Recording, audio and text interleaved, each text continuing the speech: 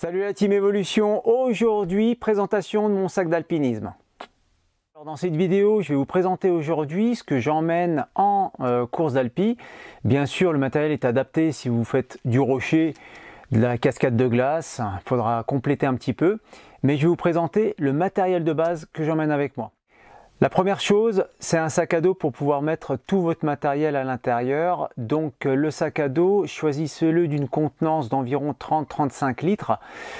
Prenez-le confort, n'hésitez pas à aller en magasin l'essayer. Vos vendeurs dans votre store favori, ils savent y faire. Hein.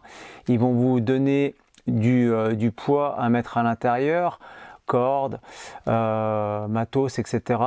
Et puis, faites en sorte de l'essayer avec une charge avoisinant à peu près les 10 kg. Comme ça, vous allez tout de suite sentir si il est bien pour vous ou pas. Voilà. N'hésitez pas à consulter aussi la vidéo que j'avais faite sur le réglage du sac à dos. Comme ça, au moins, vous serez complet et vous pourrez faire un essai tip top. Voilà. Il y a différents types de sacs à dos d'Alpi. Vous avez des petits rangements comme ça sur l'extérieur du sac. Ça, c'est important pour pouvoir y mettre un piolet, voire un deuxième piolet. Ensuite, moi, ce que j'aime bien aussi, c'est cette petite poche latérale où vous pouvez mettre facilement des barres ou un labial ou la crème solaire. Voilà. Comme ça, vous y avez accès très rapidement. Voilà. Sinon, je reste fidèle à mon Dutter 35 litres qui a un petit dos matelassé et qui est très confort. Voilà, donc ça c'est pour le sac à dos, c'est à vous de faire ce choix là. Faites le bon choix, n'hésitez pas à prendre le temps pour acheter un sac à dos qui vous va bien. Voilà. On passe au matériel, donc matériel de protection. Matériel de protection, je prends avec moi un peu de crème solaire, une petite dosette. Je prends un petit labial avec protection UV pour les lèvres. Et puis, j'ai avec moi 2 paires de solaires. Alors, pourquoi 2 paires de solaires? Parce que, tout simplement, si jamais j'en perds une ou j'en casse une, j'ai la seconde pour me sauver la course. Et quand je dis sauver la course, le mot est faible parce que si jamais vous n'avez pas ça, vous risquez de faire une ophtalmie des neiges et puis après vous en avez au moins pour 48 heures ou 72 heures à pleurer à la maison. Voilà, et ça c'est réel. Si jamais vous avez une météo qui est défavorable, je vous conseille une protection qui est vraiment cool, c'est le masque de ski. Le masque de ski, quand il y a du vent et quand la neige se fait friter, puis vous recevez tout en pleine figure, la paire de lunettes, ça suffit pas parce que ça va s'infiltrer en haut et sur les côtés. Donc avec le masque, vous serez super bien protégé. À présent, on va parler du matériel d'orientation. Donc pour réaliser votre course, va falloir savoir où c'est qu'il faut aller concrètement. Et puis dans quelle direction. Donc vous aurez besoin de votre carte IGN. Top 25, prenez-la la plus précise possible. C'est le trio magique, hein, la carte, une boussole et un altimètre. Voilà. Complétez avec ce matos le topo de la course et puis éventuellement ça peut être une aide si vraiment vous êtes vraiment dans la puff. Vous prenez un GPS et là vous êtes complet. À présent, je vais vous parler du matériel d'alpinisme, hein, donc le matériel qui va vous servir à progresser pour votre course. Donc, il va se composer d'un piolet. Voilà. Donc, plus vous allez le prendre court, plus vous allez être technique. Ce que je vous conseille, c'est de prendre un piolet à votre taille. Donc, vous prenez votre piolet, vous le mettez au niveau, vous restez droit, vous le mettez au niveau de votre jambe, dans la longueur de votre jambe, et si il arrive juste au-dessus de la cheville, au niveau de la malléole, il est parfait, il est à votre taille. Voilà, ça c'est bon. Et puis il va vous falloir une paire de crampons. Voilà, donc une paire de crampons et prenez toujours sa protection avec, parce qu'une fois que vous allez finir la course, ou si jamais vous devez les enlever puis les remettre, les enlever et les remettre, au moins quand ils vont être tout mouillés et puis avec des morceaux de glace, lorsque vous le mettez dans sa housse de protection, il n'y aura rien qui va fuir dans votre sac. Voilà, comme ça vous serez tranquille. Ensuite, il va vous falloir un casque, standard, voilà, qui va vous protéger un peu votre tête si jamais vous passez au pied de falaise ou de choses comme ça pour éviter les chutes de pierre. Et puis si jamais vous les évitez pas, le casque sera là pour vous protéger. Ensuite, il vous faudra une frontale pour vos départs en nocturne, très important. Et puis, si vous faites que du solo, vous n'avez pas besoin de corde, mais si vous êtes à plusieurs, il vous faudra une corde. Donc les cordes, il y en a de différentes sortes.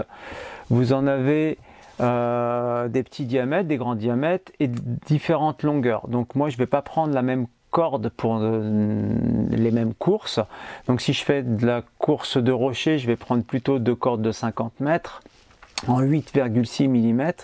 Et si je fais une course typée neige, rocher, je peux prendre une corde à simple entre 35 et puis 50 mètres. Voilà, suivant combien de personnes on sera sur la cordée.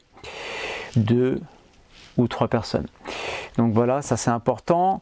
Au niveau de la corde, bien sûr, il faudra la prendre dynamique, ça c'est important. Et puis vous avez maintenant, la technologie a vraiment évolué. Vous avez des cordes qui sont vraiment très petites au niveau du diamètre. On a l'impression d'avoir de la ficelle dans les mains, mais qui sont redoutablement efficaces. Donc là, je vous laisserai vous renseigner de ce côté-là, mais il vous faudra une corde si vous effectuez de l'alpi à deux. Ensuite, il vous faudra un baudrier. Voilà. Prenez-le confortable, pas trop lourd. Et puis, sur ce baudrier, on va y mettre un certain nombre de matériel. Donc, vous allez avoir besoin, en tout premier lieu, d'un mousqueton. Vous allez avoir besoin, de 4 mousquetons de sécurité. Donc, ce qu'on appelle les mousquetons de sécurité, c'est les mousquetons à vis. Voilà. Donc, la vis, tac, ça évite que le doigt s'ouvre.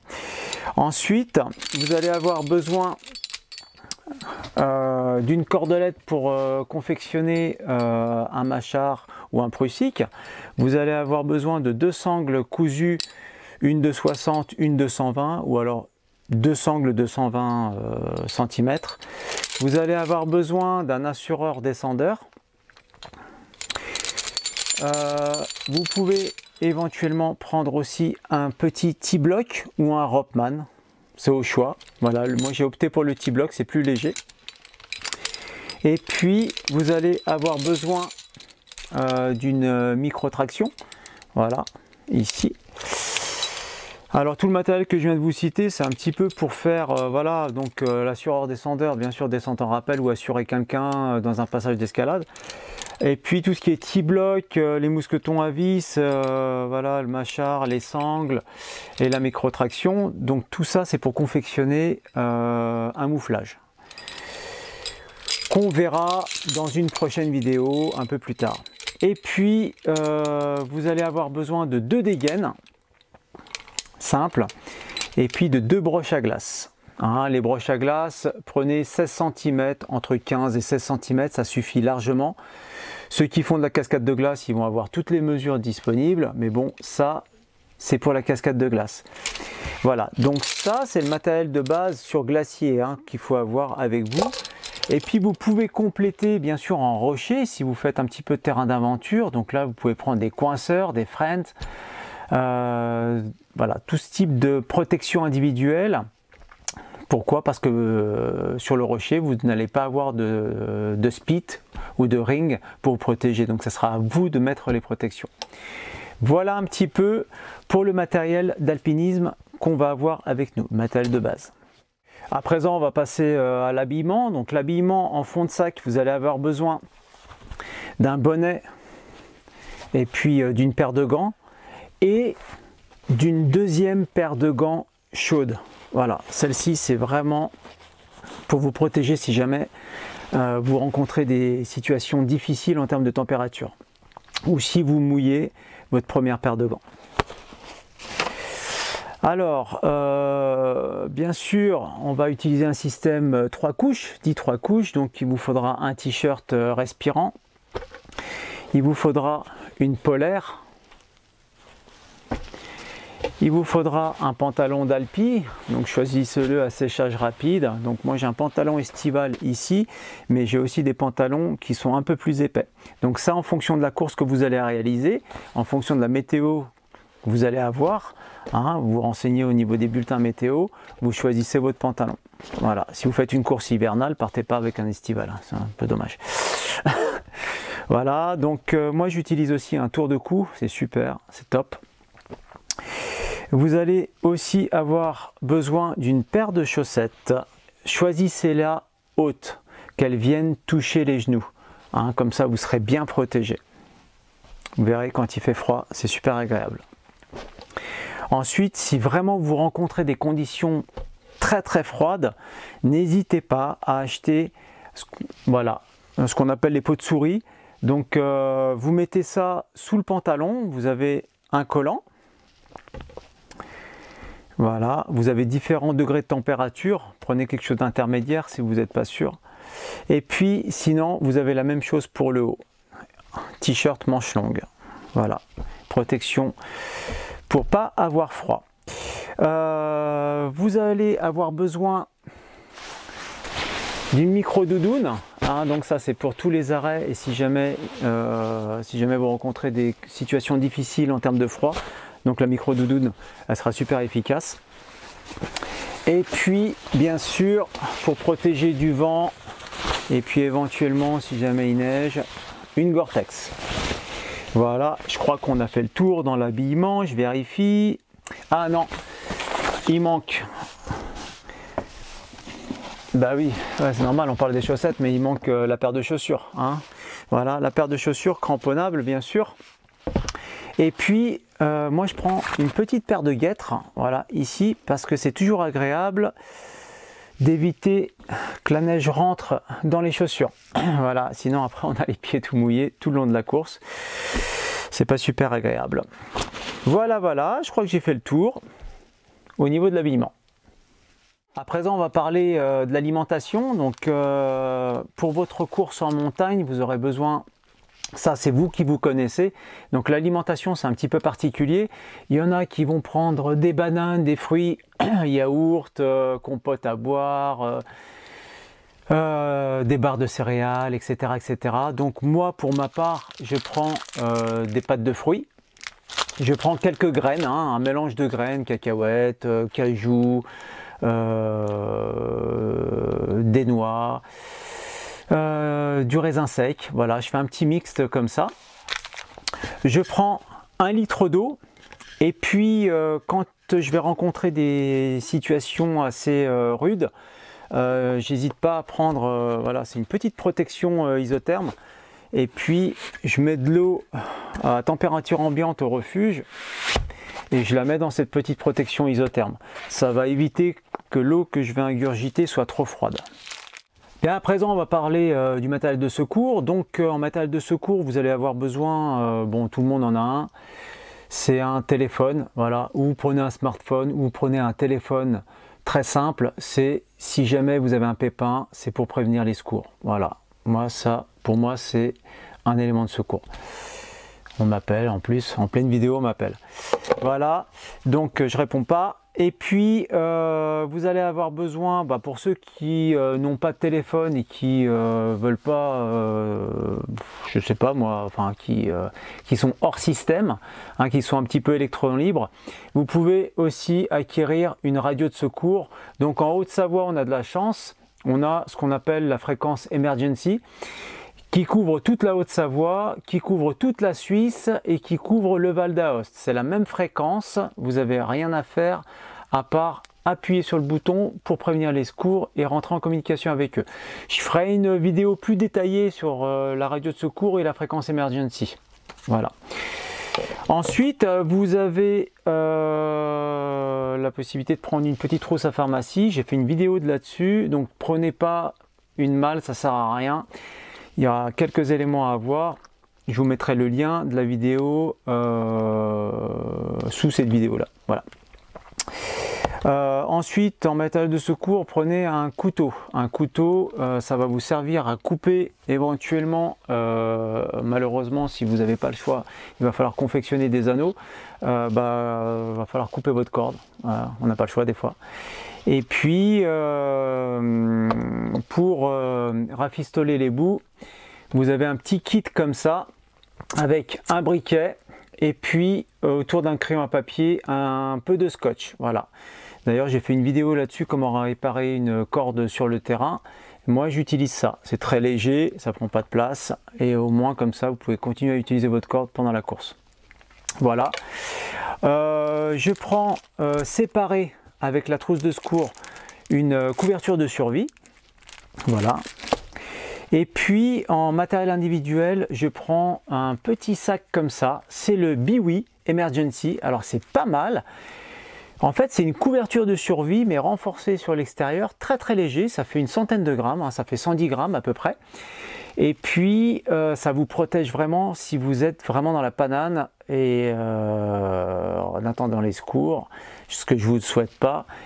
Et ça évitera que vous geliez comme un glaçon. Voilà, ça c'est pas mal.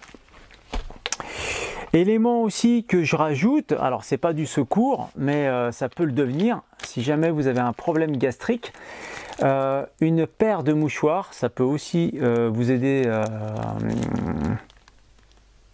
à vous essuyer le nez, ouais c'est ça, je cherchais le terme. Et puis un petit paquet de lingettes intimes, au cas où vous auriez vraiment un petit problème gastro, ça peut arriver. Voilà, vous êtes prêts à partir en course d'Alpi. La seule chose à rajouter avec vous, bien sûr, c'est vos papiers d'identité, éventuellement votre carte d'assurance, tout ce qui est papier,